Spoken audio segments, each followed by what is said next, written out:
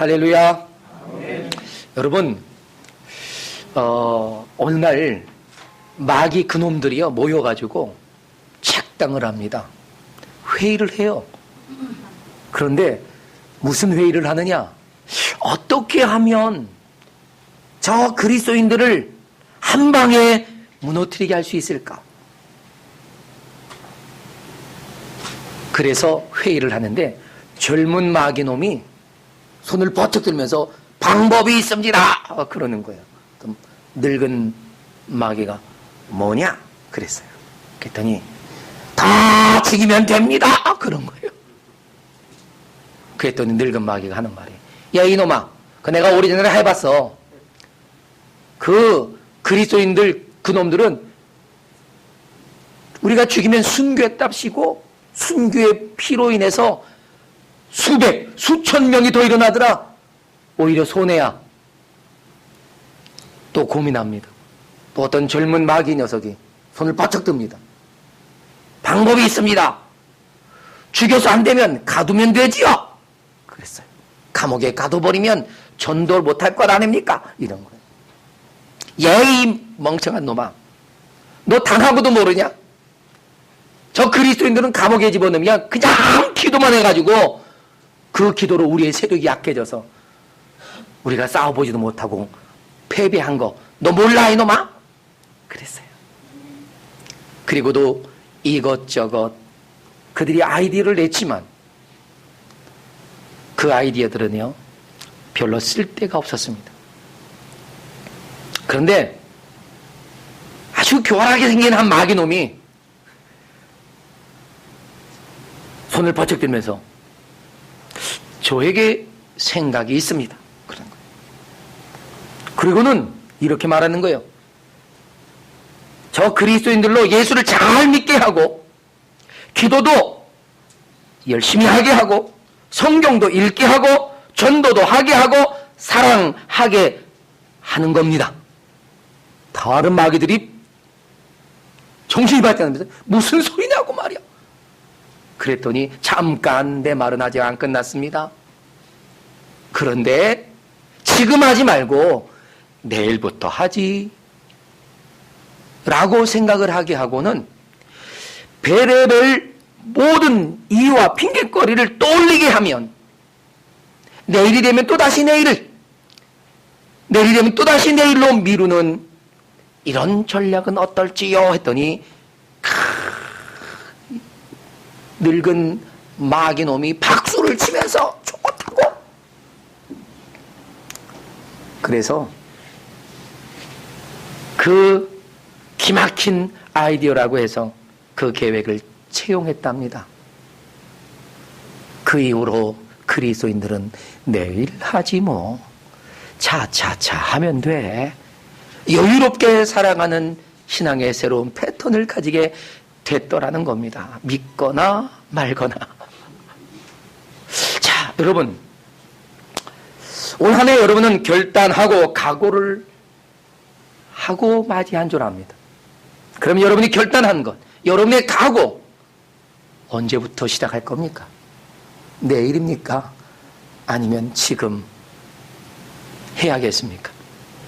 우리는 반드시 해야 할 일들을 위해 내 마음을 새롭게 하고 각오를 다짐해야 합니다. 우리가 그리스도인으로서 건강하게 살아가기 위해 우리는 어떤 결단, 어떤 각오가 필요할까 하는 것입니다. 성도들은 어떻게 살아야 건강하게 잘 살 수 있는 것일까요? 그건요, 내 영혼을 지켜내야 한다는 것입니다. 그러니까 우리는 첫 번째 각오가 내 영혼을 지키자 하는 것입니다. 그러기 위해서 오늘 본문은 이렇게 말합니다. 무릇 지킬 만한 것보다 네 마음을 지키라는 것입니다. 그럼 마음을 지킨다는 것이 무엇을 의미합니까? 오늘 본문에서 마음은 생명이 나오는 신비스러운 곳이라고 말하고 있습니다. 생명의 근원이 그 마음에서부터 흘러나온다는 거예요. 그렇기 때문에 마음을 지킨다는 것은요, 우리의 영혼을 지켜내는 것이면서 사람들을 살리는 생명을 일으켜내는 것이기도 한 겁니다. 여러분, 마음은 생각의 좌소라고 말하지 않습니까? 사람들이 그 마음에 품은 것에서 그 담겨진 생각들을 끄집어내는 거예요. 그래서 생각들이 그 마음 속에 있다가 그 마음에서부터 흘러나오는 거죠. 네? 그러니까 그 마음에 사람을 살리는 지혜롭고 선한 거룩한 것들을 담아놓고 있다면 우리는 어느 순간에든 그것을 아주 귀하게 사용할 수 있습니다. 그러나 혹이라도 악한 것들을 담게 되면 그 마음에서 악한 것이 나와서 사람을 해치게 되는 것이기도 합니다. 그래서 예수님께서도 누가복음 6장 45절에서 뭐라고 했습니까? 선한 사람은 마음에 쌓은 선에서 선을 내고 악한 자는 그 쌓은 악에서 악을 내나니 이는 마음에 가득한 것을 입으로 말함이니라 라고 말씀하고 있습니다. 여러분, 우리들의 마음을 단속하는 것은요 사실 쉽진 않아요. 정말 어렵습니다. 그리고 마음이라는 이 단어 한번 여러분 잘 들여다보면요, 이 마음이라고 하는 단어, 이 히브리어 원어의 의미엔 속사람이라고 하는 의미를 가지고 있습니다. 그러니까 이 말은 곧 우리의 속사람을 지키라라고 하는 말씀이기도 하는 것이죠.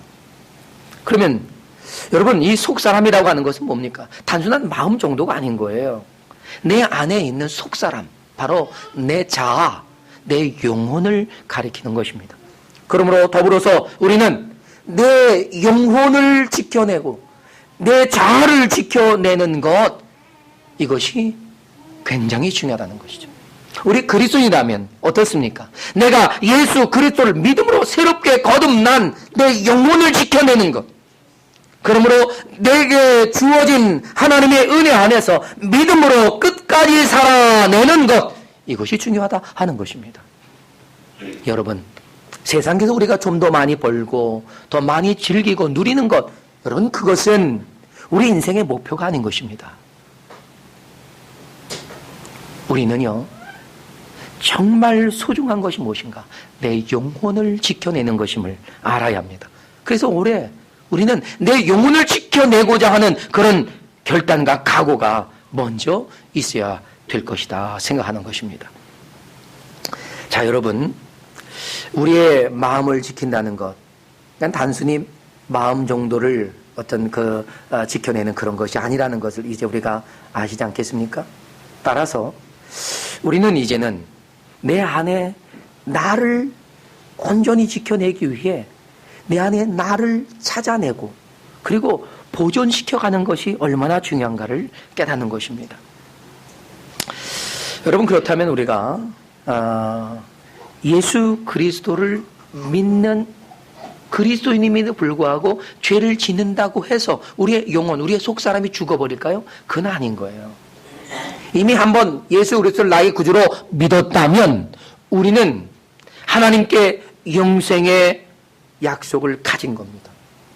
따라서 우리는 우리의 그 죄된 것들을 씻어내는 일들을 통해서 정결함을 유지해 갈 수 있는 거죠.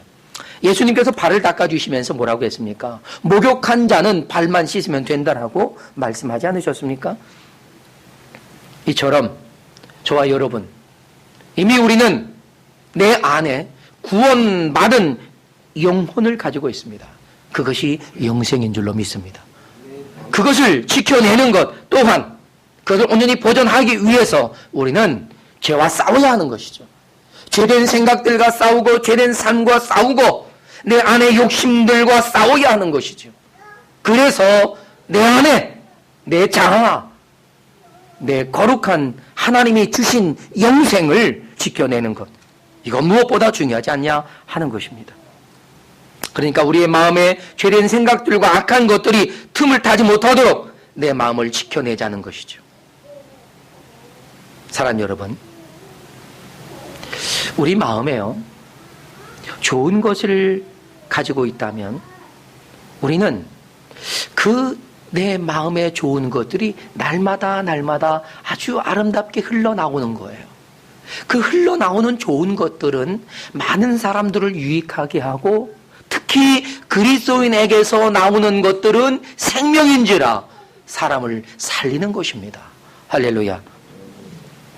우리가 누구를 만나더라도요, 그들과 함께 나누는 것, 그들에게 흘려보내는 것 자체가 세상에 욕심된 것들이 아니라 하나님이 나를 위하여 십자가에 내어주신 예수 그리스도를 소개하고 자랑하고, 그로 말미암아 내가 새롭게 되었다라고 하는 것, 그로 말미암아서 내 안에 새로운 내가 있다는 것을 증거해 주는 것, 이것이 바로 우리가 흘려보내야 할 가장 아름답고 거룩하고 살아있는 생명이 아니냐 하는 것입니다.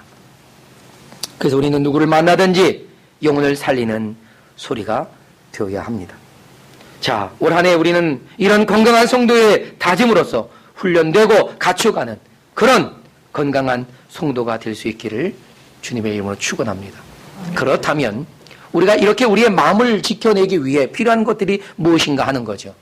그것은요, 아무리 강조해도 지나치지 않은 것은 하나님의 말씀을 읽는 것입니다. 말씀을 읽고 그 말씀을 한 절 한 절, 한마디 한마디, 단어 하나하나를 우리는 묵상하고 암송해내는 것입니다. 그 말씀으로 내 마음에 핏장을 쳐두는 거예요.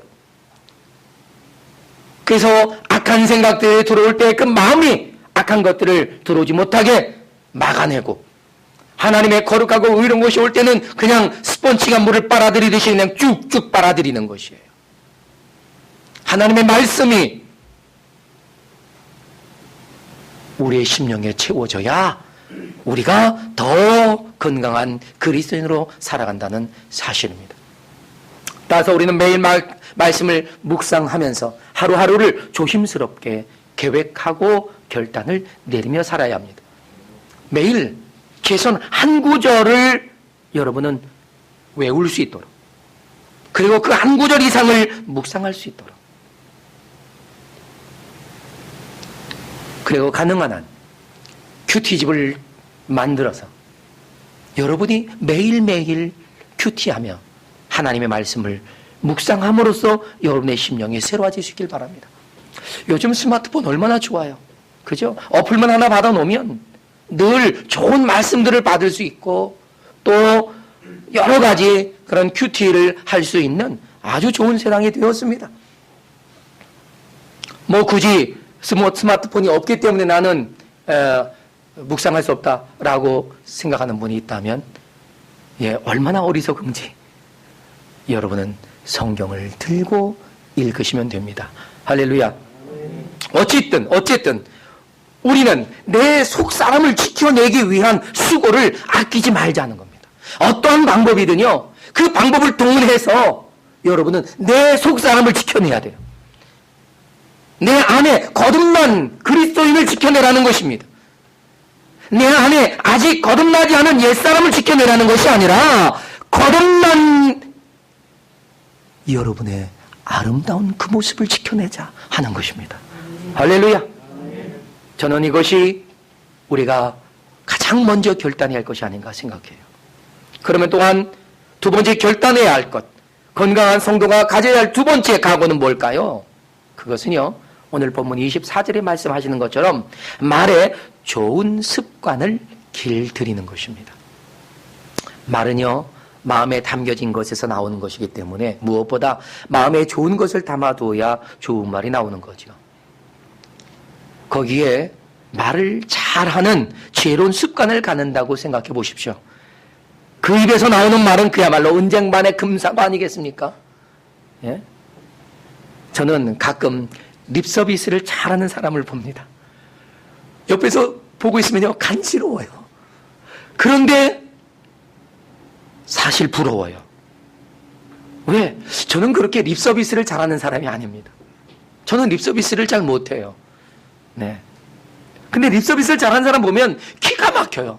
야, 어쩜 저렇게 위트가 있고, 어쩜 저렇게 말을 잘하는지, 야, 그 입에 꿀을 발라놓은 것 같아요.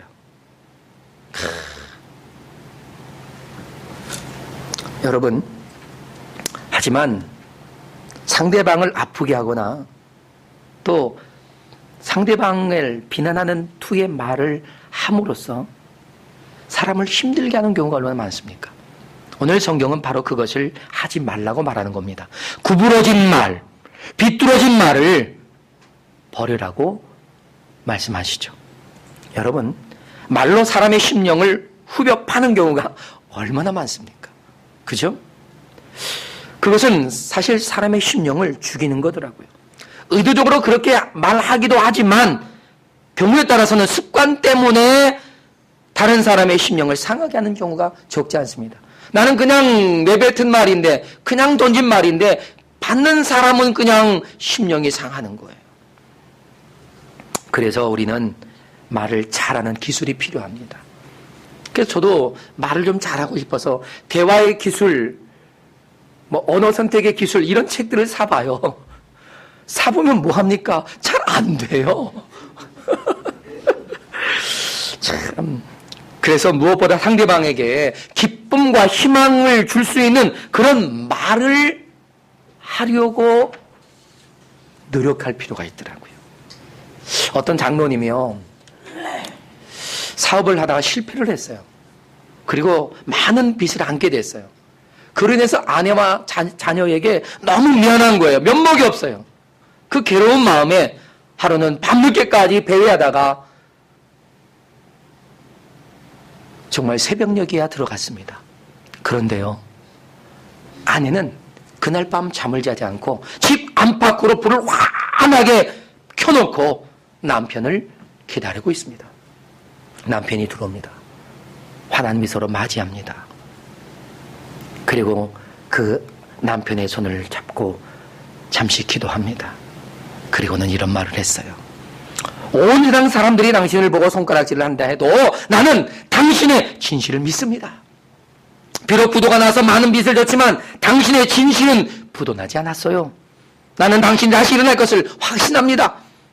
그 옛날 욥이 다시 하나님의 복을 받았던 바로 그때처럼 당신도 하나님께 은혜를 다시 받을 것입니다. 그리고 나하고 우리 애들은 변함없이 당신을 사랑해요. 그 어느 때보다 지금 당신을 더 뜨겁게 사랑한답니다. 이 말을 듣는 남편이 어땠을까요? 엉엉 울면서 아내의 목을 끌어안습니다. 그날 이후 어떤 일이 벌어질까요? 이 남편 다시 용기를 넣습니다. 그리고 다시 도전합니다. 마침내 다시 사업을 일으켰다는 사실입니다. 여러분, 지혜로운 말과 사랑은요, 한없는 용기와 위로와 평강을 제공해 주는 거예요. 그러니 우리가 말 한 번 잘하면 그에게 용기도 주고요, 위로도 되고요, 평강까지 줄 수 있단 말이에요. 우리는 말하더라도요, 부정적인 생각, 부정적인 언어의 습관을 우리는 버려야 합니다. 그래서 긍정적인 생각을 하는 습관과 긍정적인 말을 하는 습관이 필요해요. 어느 군대에서 있었던 일이에요. 실제로 있었던 일입니다. 그날은요, 저녁에 돈가스 반찬이 나오는 날이었어요. 근데 모두 식당이 모였는데, 이야, 막 줄을 쫙 서는데 웅성웅성 하는 거예요. 그래서 도대체 왜 이렇게 웅성거리나 했더니, 오늘은요, 돈가스 반찬을 2개나 준다는 거예요. 1인당 2개? 우와, 그래서 다들 신난 거예요. 그런데 한쪽에서, 불평하는 사람이 있어요. 왜냐? 돈가스는 2개인데 소스가 없대요. 아니, 이 부식병이요, 돈가스 한 박스, 소스 한 박스를 가져와야 되는데 그날따라 돈가스만 2박스 가져온 거예요. 야, 그래 2개 먹어도 좋은데 소스가 없으니까 이게 얼마나 느끼하겠어요. 그래서 투정을 부리는 거예요. 이거 어떻게 말해? 이거 속이 울렁거리는데 이걸 다 2개 다 어떻게 먹냐고 막 그러니까 옆에 있던 고참이 허허, 그럴 거 없어. 왜 불평이야? 저 옆에 부대는 소스만 2개 먹어.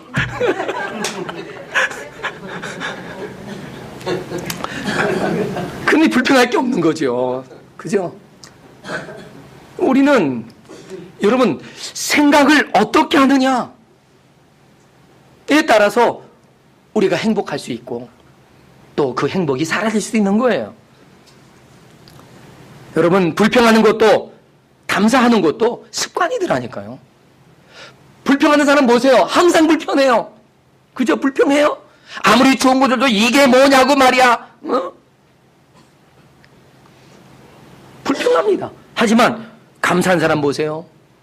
악조건 속에도 감사합니다. 감사하네요. 그러는 거예요. 여러분, 요즘 우리 교회 자주 오시는 분이 계신데 정그레이스 선교사님 아닙니까? 일주일에도요 2-3번씩 오세요. 그냥 우리 교회가 좋대요. 그렇게 편하대요. 그런데 그분이 몸에 뭐죠?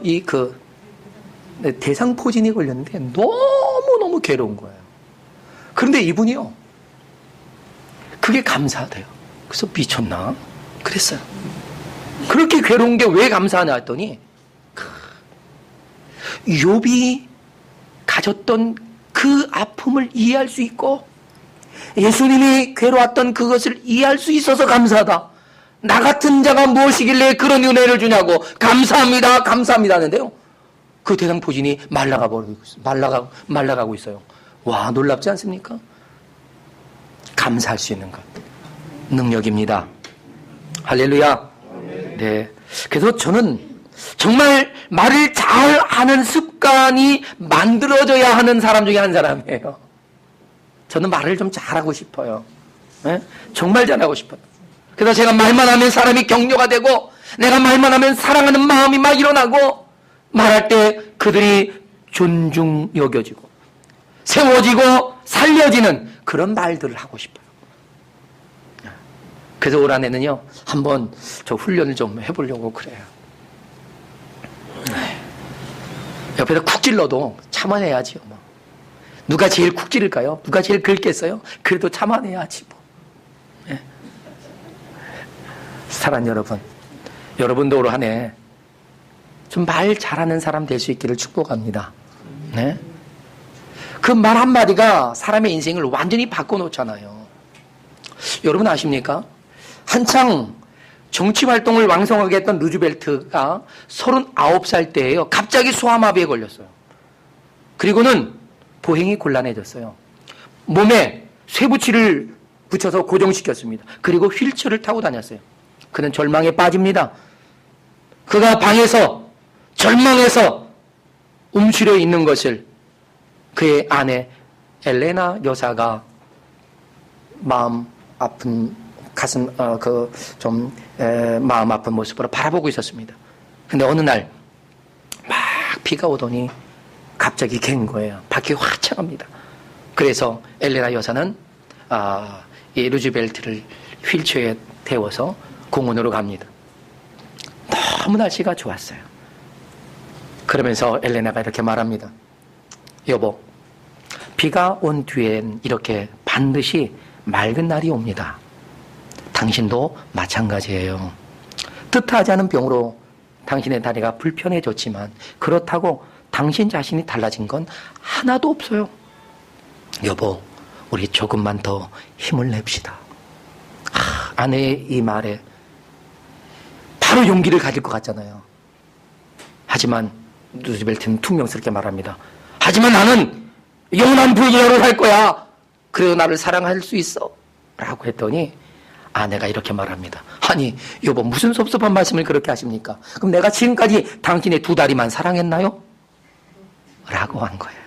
야, 위트 있죠? 얼마나 지혜롭습니까? 그 말을 들은 이 루즈벨트는 비로소 용기를 얻습니다. 그리고 장애인의 몸으로 그는 대통령이 됐어요. 뿐만 아니라 경제 공황을 뉴딜 정책으로 잘 극복해냈습니다. 그리고 세계 2차 대전에서도 승리로 이끌었습니다. 무엇으로 가능했습니까? 아내의 말 한마디였습니다. 그 말 한마디가 남편의 인생을 바꾼 것입니다. 사랑하는 여러분, 성공하는 남편을 원하십니까? 아내에게 달렸습니다. 아멘은 하나도 안 하네. 못하겠다 이거죠. 성공하는 남편을 원하십니까? 아내에게 달렸습니다. 네. 우리의 말의 좋은 습관을 갖기 위해서 한 가지 여러분에게 제안하고 싶습니다. 저 자신에게도 제안하고 싶은 거죠.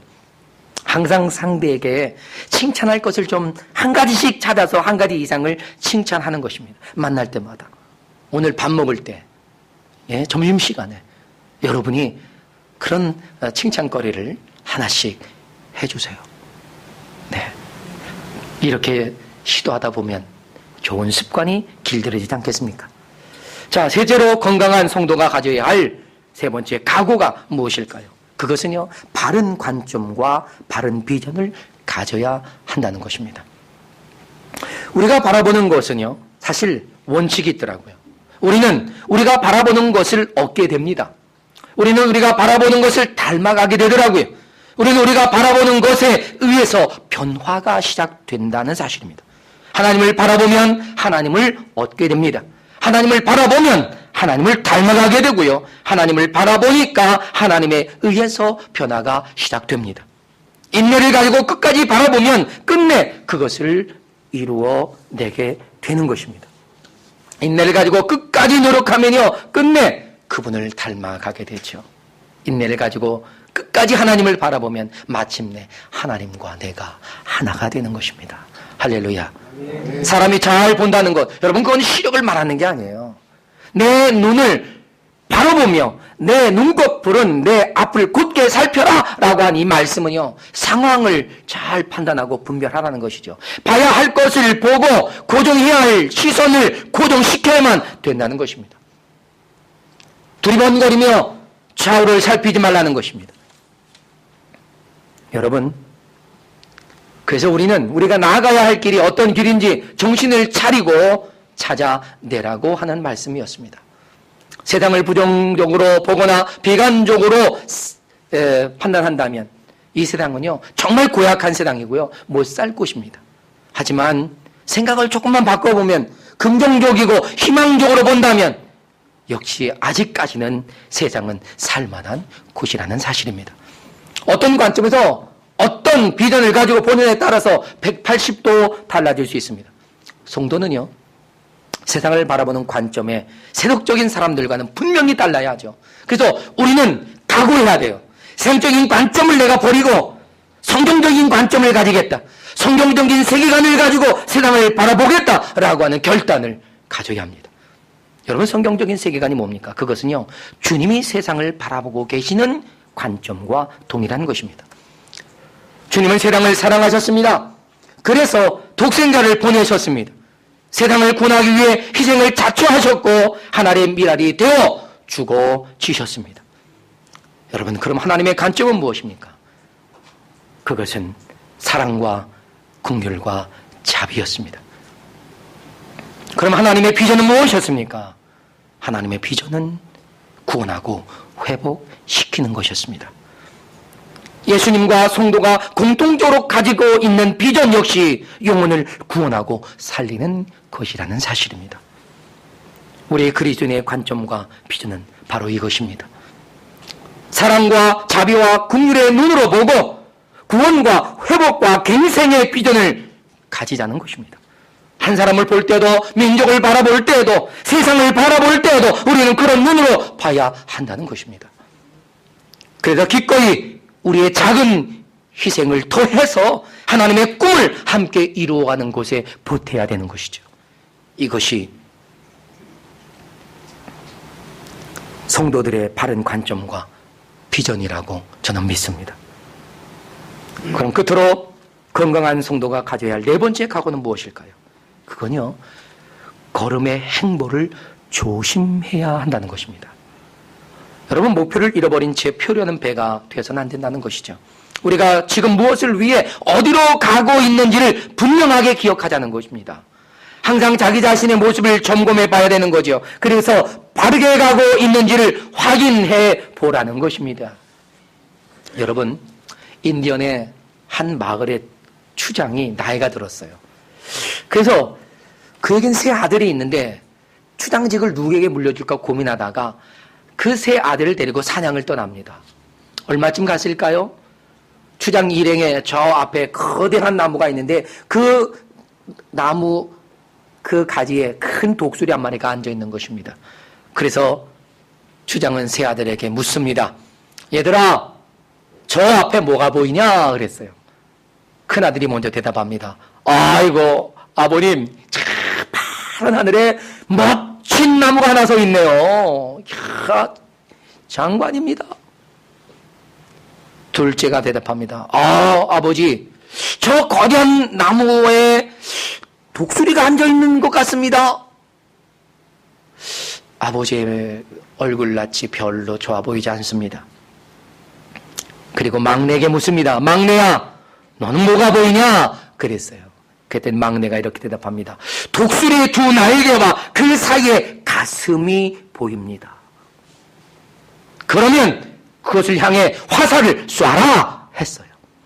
셋째가 화살을 당겨서 쐈습니다. 그 독수리의 심장을 꿰뚫습니다. 그리고 주장직은 막내 것이 되었습니다.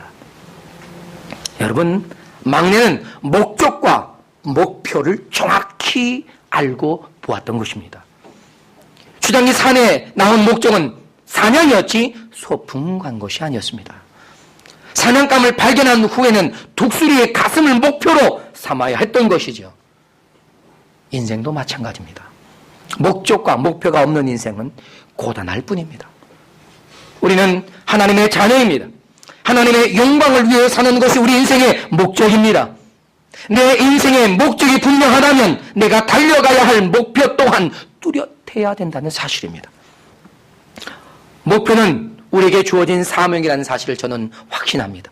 그 사명이 무엇인지 모르지만 우리는 목적이 분명할지라도 목표가 분명하지 않으면 우리는 방황합니다. 여러분이 어떠한 목표를 가지고 있는지 선명하게 그 목표를 확인할 수 있기를 주님의 이름으로 축복합니다. 사랑하는 여러분, 여러분은 어떤 목표를 보고 계십니까? 2015년 여러분은 어떤 목표를 뚜렷하게 보고 계신가요? 아니, 여러분의 인생 가운데에 여러분의 목표는 무엇으로 보여지고 있습니까? 전 여러분이 어떤 사명을 발견하셨는지, 올 한 해 이루어낼 사명이 무엇인지에 관해서 뚜렷하게 구별할 수 있기를 주님의 이름으로 축복합니다. 아멘. 여러분은 어떤 사명을 가지고 있습니까? 내 목숨을 걸만한 사명을 여러분은 가지고 계신가요? 그렇다면 목숨을 걸고 그 사명을 향해 똑바로 나아가십시오. 오늘 본문에서 말씀하듯이 좌로나 우로나 치우치지 말고 곧바로 가야 하는 것입니다. 우리의 발이 행할 길을 평탄하게 하며 우리의 모든 길을 든든히 하라고 성경은 말씀하고 계십니다.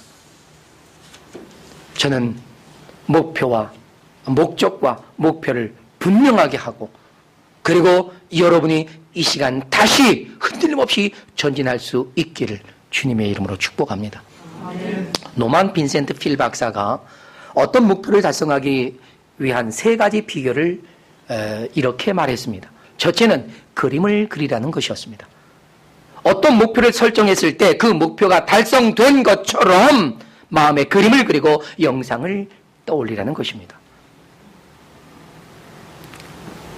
세상 과학자들도요, 사람의 상상력은 레이저 광선과 같이 위대한 힘이 있다고 말합니다. 여러분, 상상력을 발동하십시오. 그리고 여러분의 목표가 성취되는 것을 그려보십시오. 그러면 여러분 안에서 더 뜨거운 열정이 일어나게 될 것입니다. 둘째는 기도하라고 말합니다. 기도는 무한한 하나님의 능력을 끌어당기는 힘을 가지고 있습니다. 내 힘으로 이룰 것이 아니고 내게 주시는 하나님의 힘으로 말미암아 이루어내는 것이죠. 그래서 예수 그리스도를 믿는 사람, 그는 예수 그리스도의 이름으로 기도하고 그럴 때마다 하나님의 힘을 얻어서 이루어가는 것입니다. 그리고 셋째는 실현하라는 것입니다. 실현하라는 것은 실천하라는 것보다 더 뛰어난 적극적인 모습입니다. 목표한 것을 차근차근히 달성해 나가라는 것입니다. 한 가지 한 가지 성취해 가라는 것이죠. 우리가 목표를 정하고 망설이고만 있다면 아무것도 이루어지지 않습니다. 시작이 반이라고 했습니다. 시작해야 끝을 보는 것입니다. 우리에게 목적과 목표가 분명하다면 우리는 이제 거침없이 달려가야 되지 않겠습니까? 그런데 선교의 아버지라고 하는 짐 엘리엇이요, 아주 유명한 말을 했습니다. 나의 사명은 이 세상에 하나님의 발자국을 남기는 것이다. 그런 그가 남미의 정글에서 순교합니다. 그 후에 발견된 그의 일기장에는 이런 말이 적혀 있었습니다. 결코 놓쳐서는 안 되는 일, 그것을 위해 결국 끝까지 붙들고 있을 수 없는 그것들을 버리는 사람, 그는 결코 어리석은 사람이 아니다. 이 역사 속에서 하나님의 위대한 발자취를 남기고 살았던 그는 하나님께 쓰임받는 삶을 살기 위해 청춘과 부와 명예와 권력을 버릴 수 있는 사람, 그는 결코 어리석은 사람이 아니라고 말합니다. 그리고 계속해서 그는 이렇게 고백했습니다. 주님, 오래 살기를 구하지 않습니다. 다만 주님을 위해서 내 삶이 불타기를 원할 뿐입니다. 그는 자신의 사명이 무엇인지 분명히 알았던 사람이죠. 우리는 하나님의 영광을 위해 사는 목적을 가지고 사명을 위해 우리 인생을 올인해야 하는 것입니다. 여러분, 올인한 사람만이요 위대한 능력을 발휘할 수 있다는 사실을 아십니까? 여러분의 남은 인생을 아낌없이 헌신할 수 있는 그 사명 발견하시기를 바랍니다. 너무 거창하게 시작할 필요는 없습니다. 아주 작은 것부터 시작하세요. 그리고 그 작은 것을 조금씩 키워나가면 됩니다. 내가 할 수 있는 지극히 작은 것을 찾아내십시오. 그 일을 찾아내는 것, 그것은 여러분의 몫입니다. 이제 우리는 건강한 그리스도인의 삶을 위해 각오를 새롭게 하며 결단합시다. 내 마음을 지켜내며 내 영혼을 지켜내는 것입니다. 내 입술이 좋은 말을 할 수 있는 지혜로운 습관으로 길들여가는 것입니다. 내 눈은 바로 보고 바로 행하고 바로 찾아갈 수 있도록 우리는 깨어 있어야 할 것입니다. 그리고 내 인생의 목적과 목표를 분명히 해서 내 생명을 다할 사명을 찾아서 내가 버릴 것을 다 버리고 취할 것을 취하는 저와 여러분 될 수 있기를 주님의 이름으로 축복합니다. 이런 각오와 결단으로 2015년 우리 멋지게 승리해 볼 수 있기를 주님의 이름으로 축원합니다. 다 같이 자리에서 일어나겠습니다. 함께 기도하십시다. 우리의 마음을 지켜내고 내 입술, 내 눈, 내 발이 하나님의 영광을 위해 성령으로 새롭게 변화될 수 있도록 도와달라고, 성령의 기름 부으심이 오늘 저와 여러분에게 이곳에 충만하게 넣을 수 있도록 함께 기도하며 나아가겠습니다. 할렐루야. 자비하신 아버지 하나님, 은혜와 사랑에 감사합니다. 하나님의 참으로 우리가 얼마나 어리석은 인생을 살았으며 하나님이 얼마나 생각 없이 살아왔던가를 하나님이 깨닫습니다. 하나님, 우리의 마음을 지켜내지 못했습니다. 하나님이여, 거듭난 우리의 속사람을 지켜내지 못했습니다. 하나님, 이제 하나님이여 지켜내게 하시고, 하나님이여 내가 거룩한 하나님의 백성임을 하나님의